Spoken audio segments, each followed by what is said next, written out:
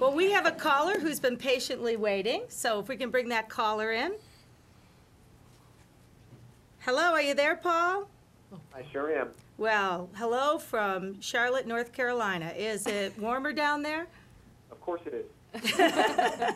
Hey, it's warm here today. It is. It was almost 5. 5. Almost 5. It was almost 5 Centigrade. Celsius. Centigrade. So, well, Paul, we've got Sebastian back with some sound, and we've talked a little bit about culture and creativity, and what would you like to ask? Well, let's go a little current, and I want to say hi to everybody, and especially shout out to Randah, my fellow lucky 7. I'm one of the slackers who did it in the normal 2 years versus the 9 minutes that Randah took to go through the program. I'm trying to take a current perspective on this. Right now, especially in the U.S., we see our customers really hunkering down. People are conserving capital, they're cutting training, they are waiting to see what happens. To a creative person, this feels like exactly the opposite of what they should be doing. I keep seeing occasionally in the press mentions of it's creativity and innovation that's going to get us out of this mess that we're in.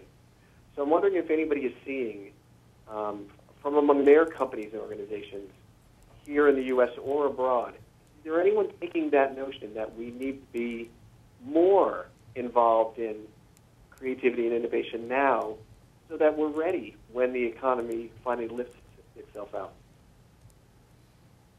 Yes. No one. Okay. No, Paul, honestly, hi, it's Marci. I am seeing people absolutely open to getting some new ideas, and there's politics in the way of them doing that often within organizations, especially if they're within an industry that's rather heavily scrutinized by the public. To be seen as doing something like that could be considered as a waste of money, and the stockholders aren't very happy with it. So most of us are not going to hear about it through the normal means. It's if you know people who are working inside of an organization, then you hear about it, and then there's an opportunity to come in and help them on that mission. But I'm seeing people taking an optimistic rather than a pessimistic perspective, at least in the client groups that I'm working with. And then I may not be seeing it as much because I'm sitting in the middle of Charlotte, North Carolina, which is the former Wachovia and Bank of America, and a lot of people huddled under their desks right now. Well, I got to tell you something. I recently had a conversation with a fellow whose name is Bob Johnston, who was in the program many, many, many years ago. And he was taking a look at the World Creativity and Innovation Week site, and he said, Marci, I'm of two emotions here. On one side, I am ecstatic that this is happening, and this is quite a vision. On the other hand, it scares me to death. And I said, why? And he said, well, Enron did some pretty creative things, and the terrorists did some pretty creative things. And I just looked at him and I said, Bob, you know what? I'm coming at this with a Canadian perspective, and those aren't exactly on the tops of our minds, right? So it's with that going forward to think about happy thoughts and what it is that we can do to move forward, and what's one small thing. This is how I end all my presentations, is what's one small thing that you can do that if everyone did, your environment would be a more creative place to work. Mm-hmm. What's one small thing? And in some instances, we'll talk about it. In some instances, it's a private, right? What's one small thing? And most of the time they go, huh, yeah. So what I've discovered is people are open to the notion of being introduced to the idea that maybe they could generate some new ideas. And they're open to the notion of having somebody come in and maybe have a conversation with them or make a presentation to a team or something like that. Are they ready immediately to jump full force into an 18-month program that's going to transition their environment? No.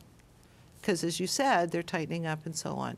But what they do need to have is some kind of confidence in the individuals with whom they're going to be working. And there also needs to be, and you've heard this before, a champion within the organization who strongly supports what it is that you're doing moving forward. And it's really helpful when it's the CEO. Mm-hmm. Mm-hmm. It's really helpful. Now, getting to the CEO And that's why networking is important, right? So I'm staying optimistic, and I want you to stay optimistic too, because it'll happen. It'll really happen for you.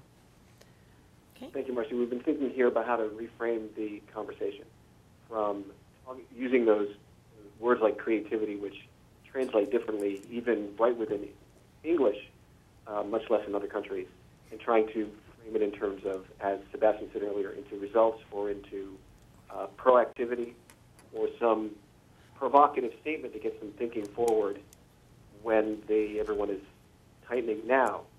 Okay, well, Paul, I'll tell you how I talk about creativity is new ideas, imagination, and new decisions.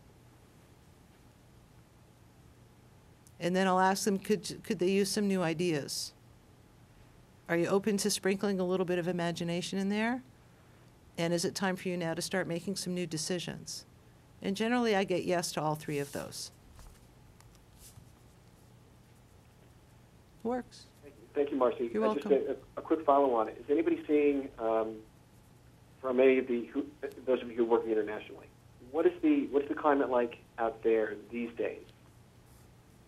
Sebastian, can you hear? Where? Yeah. Oh, Yeah, definitely. I'll be glad to answer that. And I might just say as well that it's 20 degrees here. Aww. Wait a minute, is that Celsius? That's Celsius. Yes, Oh, that's yes. wonderful. Oh, it's like 80 Beautiful. degrees. Yeah. Look, just building on what Marci said. By the way, here we are, a lot of organizations are literally in fear. And just for example, Holden Motors, which is part of GM, I was talking to the OD manager of that company, and she said, all I'm doing is change management, reassuring people, which again is a great opportunity to bring in the creativity into change management.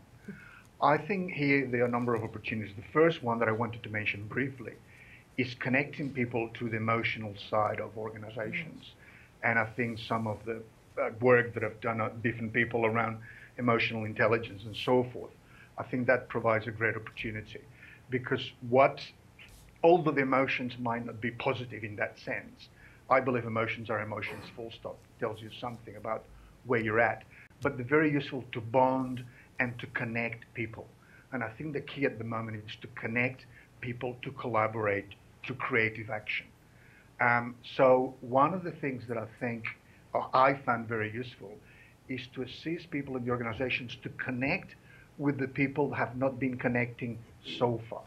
Customers, suppliers, and arrange face-to-face forums are very important, where people can share that fear, that uncertainty, that doubt. That's extremely bonding. And you'll see that people for the first time connects with certain suppliers, customers, and that in itself, it is very positive, because new possibilities start to come up as they give each other feedback. Is a cycle of offers and requests that goes on. And people invariably come up with different things. So the key, I think, is to who could we connect now in those times of uncertainty, fear, even perhaps despair, because people think they're going to lose their jobs, that have not connected before, or connecting still with people that we've been connecting, but in a different way. What kind of conversations we have not had, which would be conducive to collaborative action and to creative action. So, I think all in all, agreeing with what Marci said earlier, I think is a great opportunity to unleash the creativity that is latent out there. Great. Well, Paul, we want to thank you for calling in and being patient with the technology problems that were occurring. You're welcome. Thanks for everybody for All right. your Thanks, for your Paul. perspectives.